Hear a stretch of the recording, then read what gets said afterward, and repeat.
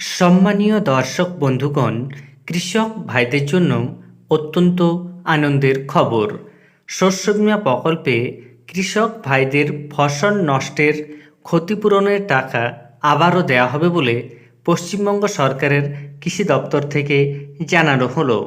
এর পাশাপাশি আপনাদের জানিয়ে দিই, নতুন করে শস্য বীমা প্রকল্পে 2024 সালে আবারও খুব শিগগির আবেদন শুরু হতে চলেছে। তবে এই মুহূর্তে যে সকল কৃষকের অ্যাকাউন্টে টাকা ঢুকবে তারা প্রত্যেকেই আগের মরশুমে আবেদন করেছিলেন এবং আবেদন করার পর যে সকল কৃষকের ফসল নষ্ট হয়েছে কিন্তু এখনও পর্যন্ত টাকা পাননি তাদেরকে আবারও টাকা দেওয়া হচ্ছে। কৃষি দপ্তরের তরফ থেকে যে আপডেট, সে আপডেট আপনাদের সম্পূর্ণভাবে দেখানো হবে।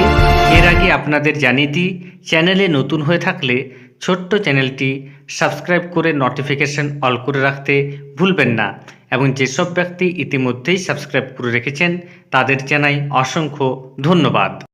পশ্চিমবঙ্গ সরকারের তরফ থেকে লোকসভা নির্বাচনের ফলাফল ঘোষণার পরেই মাননীয় মুখ্যমন্ত্রী টুইট করে জানিয়ে দিয়েছিলেন ফসল নষ্টের জন্য 293 কোটি টাকা বরাদ্দ করা হয়েছে। সেই টাকাটি কৃষকদের অ্যাকাউন্টে ইতিমধ্যে দেওয়া হয়েছে। তবে আজকের যে আপডেট সেটি সম্পূর্ণ নতুন আপডেট। এর ফলে আপনারাও জানতে পারবেন এখনও টাকা পাওয়ার সম্ভাবনা রয়েছে। দেখুন এই নিয়ে প্রতিবেদনে কি বলা হয়েছে। অতিবৃষ্টি ও নদীর জলস্ফীতির জেরে কালনা মহকুমায় ধান, সবজির সঙ্গে পাট চাষেও ক্ষতি হয়েছে। বহু চাষির জাগ দেওয়া পাট নদীর জলে ভেসে গিয়েছে। বেশি সময় নদীর জলে থাকায় অনেক ক্ষেত্রে পাটে পচন ধরেছে। এতে পাট চাষিরা ক্ষতির মুখে পড়েছেন। শনিবার কালনার নান্দাই অঞ্চল ঘুরে ক্ষতিগ্রস্ত পাটের জমি পরিদর্শন করেন মন্ত্রী স্বপন দেবনাথ। সেই সঙ্গে তিনি পাট চাষিদের সঙ্গে কথাও বলেন। বিমার আওতায় থাকা চাষিদের ক্ষতিপূরণের বিষয়ে আশ্বাস দেন। কালনা 1 ব্লক কৃষি দপ্তর জানিয়েছে এখানে 1400 হেক্টর জমিতে পাট চাষ হয়। এর মধ্যে 1100 হেক্টর জমি বিমার আওতায়। অতিবৃষ্টি ও নদীর জলস্ফীতিতে বহু পাট চাষি ক্ষতির মুখে পড়েছেন। ব্লকে প্রায় 200 হেক্টর জমির পাট ক্ষতিগ্রস্ত হয়েছে। স্বপনবাবু বলেন, কালনা 1 ব্লকে বহু পাট চাষি ক্ষতিগ্রস্ত হয়েছেন।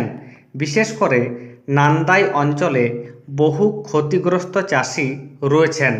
মুখ্যমন্ত্রী মমতা বন্দ্যোপাধ্যায় ধান, আলু, পেঁয়াজের সঙ্গে এবার পাট চাষকেও বিমার আওতায় এনেছেন। ফলে পাট চাষিদের বিমা থাকলে ক্ষতিপূরণ পাবেন। এই প্রতিবেদনে বর্ধমান জেলার একটি ব্লকের কথা তুলে ধরা হয়েছে। তবে পশ্চিমবঙ্গের যে কোনো জেলার যে কোনো ব্লকে যদি আপনাদের ফসল নষ্ট হয় সেক্ষেত্রে আপনারা সরকারের তরফ থেকে ক্ষতিপূরণ পাবেন। তবে আপনাদের শস্য বীমা প্রকল্পে আবেদন করে থাকতে হবে। এই মুহূর্তে যারা টাকা পাবেন তারা আগের মরশুমে আবেদন করেছেন। এর পাশাপাশি আপনাদের জানিয়ে দিই, আর কিছুদিন পর নতুন করে শস্য বীমা প্রকল্পে আবেদন শুরু হবে।